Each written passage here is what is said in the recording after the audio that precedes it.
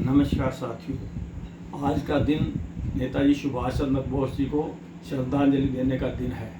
हमारे देश भारतवर्ष की माटी ही ऐसी है कि इस माटी में जिसने भी जन्म लिया उसको देश प्रेम की भावना उसके अंदर निश्चित तौर पर आ गई। इस तरह से हमारे देश की इस माटी के लिए एक कवि ने लिखा है कि मेरे भारत की माटी हो चंदन और अबीर, सौ सौ नमन करूँ मैं भैया, सौ सौ नमन करूँ। हमारे देश, हमारी भारत माता जो कि सदियों से गुलामी की जंजीरों में जकड़ी हुई थी, उसको आज़ाद करने के लिए बहुत शहीदों ने अपने जीवन का बलिदान दिया। लेकिन उन बलिदानों में सर्वोच्च जो बलिदान रहा वो नेताजी सुभाष चंद्र बोस का रहा। बचपन में ये समाज सेवी थे, अच्छी पढ़ाई करी, विदेश में नौकरी की, लेकिन देश प्रेम की भावना ने इनको फिर देश में खींचा और ये देश सेवा के लिए देश में आ गए और एक दल में शामिल हो गए ताकि भारत माता को आज़ादी दिलाई जा सके। लेकिन जब इन्होंने देखा कि हाँ, इस देश के लिए जिस दल में वो शामिल हुए हैं उस दल में नरम विचार के लोग थे, लेकिन नेताजी ने कहा कि इस देश को यदि आज़ाद कराना है तो ये हमें क्रांति लानी होगी।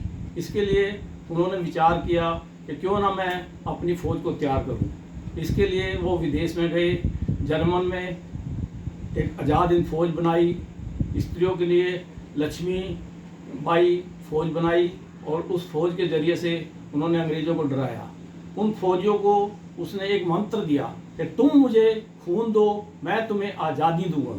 और इस जोश ने सारे देश के अंदर क्रांति ला दी, जिसका नतीजा ये हुआ कि 1939 में अंग्रेज़ डर गए और उन्होंने भारत छोड़ने का फैसला कर लिया।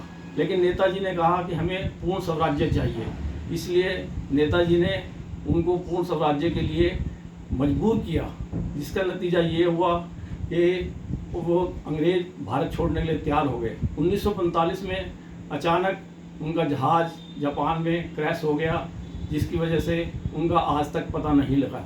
15 अगस्त को हमारा देश आज़ाद हुआ, लेकिन इस आज़ादी के मौके पर नेताजी नहीं हमारे बीच में नहीं थे। लेकिन उनकी याद, उनके द्वारा किए हुए कार्य और उनके द्वारा दिया हुआ बलिदान हमारे दिलों में है।